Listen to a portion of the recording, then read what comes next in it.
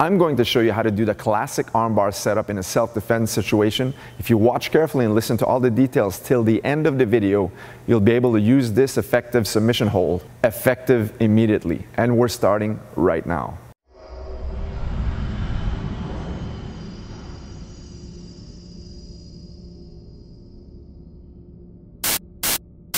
In this video, I'm going to show you how to set up the classic armbar from the previous video.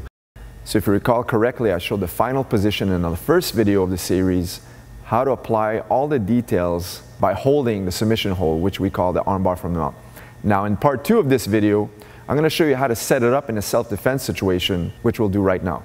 Now, one of the most frequent questions I get asked is, how do you get a nice spin in order to get the armbar effectively? So today we're focusing on when someone's going to start to push your chest up to get it in a self-defense situation. So what we're going to do is my partner Gilbert is going to have me practice by extending both arms up like this. Once I'm here, I'm going to place both hands onto his chest. It's very important to place your hands pointing in the direction which will attack the arm, which my body will turn. So one of the main things that's very important to remember is to place most of the pressure onto his chest and apply my body weight forward as such. Now I'm going to raise my foot and remove most of the weight on this side. So most of my weight is now on my right leg. From there, I'm going to turn my pelvis. So I'm pointing in the direction where I'm going to apply the armbar. And last but not least is bringing the leg over the head and catching the wrist. Notice, for training purposes, we're always keeping the wrist a little bit away from our chest, like I said in the previous video. In reality, you want to stick the wrist to your chest as you're falling down, so you're applying pressure with the upper back and not just with the arms. That's very important, guys. And once, like I discussed in the last video, make sure that his thumb is always pointing towards the ceiling, so that with the elbow joint is always in the right spot to apply the pressure. Now let's focus on that top spin. Now one of the most common mistakes is people start to apply the armbar and they'll start to spin, and then from here stand up. Before they pass over and the opponent's going to take his arm out, they'll fall on this side, but they have the armbar without the arm. Another common mistake is someone's going to start to push on your chest. As you spin, they'll fall super far away from the arm as such, and only having the hand on the wrist.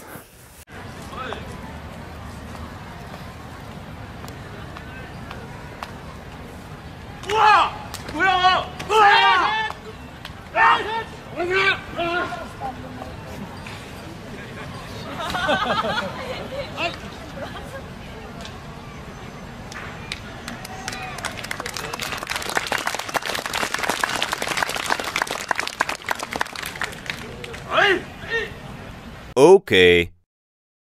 Now the key detail to having a nice spin and making sure that your hips are glued onto his shoulder when you twist for the armbar is applying enough weight onto your hands and onto your opponent's chest.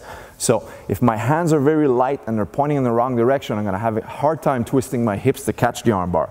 So by putting most of my weight onto my partner's chest, that raises the weight off of my knees and my hips, which makes it a lot easier for me to rotate once I lift. Now, secondly, is once I start to turn, I want to point my foot and turn it inwards. If I keep it flat as such, I'm going to have a hard time turning my hips. So if I turn and I bring my knee towards the inside, that's going to facilitate the turning motion of my hips and create the leverage for the armbar.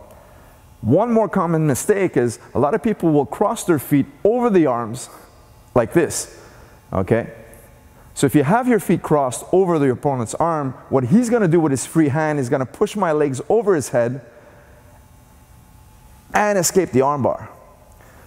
A second mistake is people fall with the armbar, but they'll keep their legs stretched like this. By not placing my foot, we're not respecting rules from the first video, and now I can't even bridge my hips.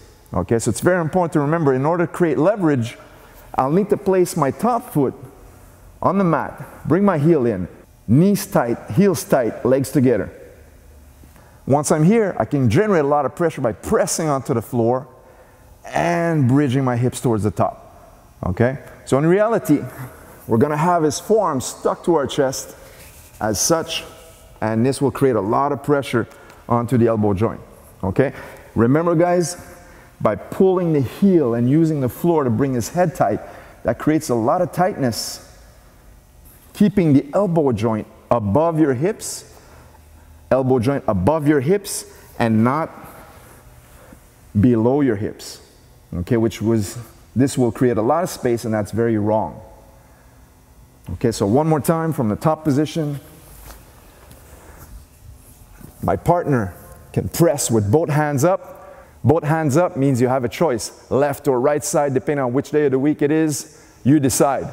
A lot of times, in a real self-defense situation, your partner or your opponent will only start pressing one hand up. Now you have no choice.